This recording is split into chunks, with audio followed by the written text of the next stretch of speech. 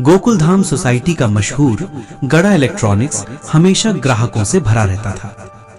सुबह सुबह ही जेठालाल दुकान पर पहुंचकर कुर्सी पर बैठ गए और बाघा को रोज की तरह काम में जुटने को कहा। तभी एक अजनबी ग्राहक अंदर आया।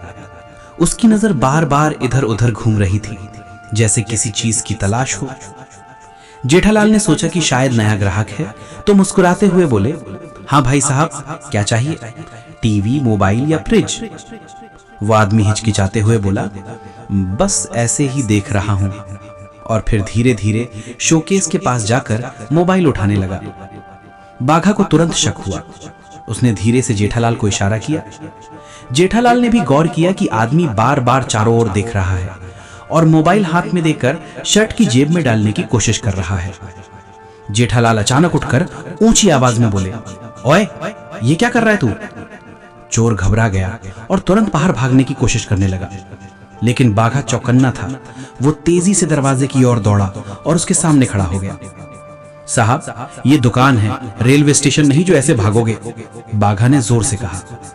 चोर इधर उधर देखने लगा और बहाना बनाने लगा।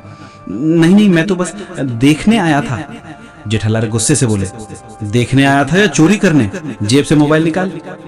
घबराया चोर ने जेब से मोबाइल निकाला और जमीन पर रख दिया, लेकिन इसी बीच उसने बाघा को धक्का देकर भागने की कोशिश की। भागा ने हिम्मत नहीं हारी। वो तुरंत चोर के पीछे लपका और उसकी कमीज पकड़ ली।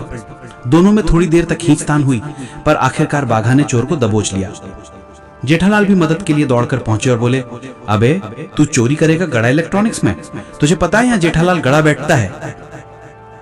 चोर पसीने से तरबतर हो गया और बोला, मुझे माफ कर दीजिए साहब, दोबारा गलती नहीं होगी। जेठालाल ने सख्त स्वर में कहा, गलती तो तूने कर दी है, अब तेरी शिकायत पुलिस में होगी। बाघा ने फोन उठाया और पुलिस को बुलाया। कुछ ही देर में पुलिस पहुंच गई और चोर को पकड़कर ले गई। जाते जाते पुलिस वाले ने जेठालाल और बाघा की तारीफ करते हुए कहा, आप दोनों ने बड़ी समझदारी दिखाई। अगर हर दुकानदार इतना सतर्क रहे तो चोरी करना इतना आसान न हो। दुकान में खड़े बाकी ग्राहक भी ताली बजाकर जेठालाल और बाघा की हिम्मत की सराहना करने लगे। जेठालाल ने गर्व से छाती फैलाते हुए कहा, गड़ा इलेक्ट्रॉनिक्स में चोरी नहीं, सिर्फ ईमानदारी चलती है। बाघा ने हंसते हुए जोड़ा, और अगर कोई कोशिश करेगा तो उसका हाल यही होगा। उस दिन के बाद गड़ा इलेक्ट्रॉनिक्स में ग्राहकों का विश्वास और भी बढ़ गया। सबको यकीन हो गया कि यहाँ न सिर्फ अच्छे सामान मिलते हैं, बल्कि मालिक और कर्मचारी भी हर वक्त सतर्क रहते हैं। इस तरह जेठालाल और बाघा की समझदारी से दुकान और सोसाइटी का नाम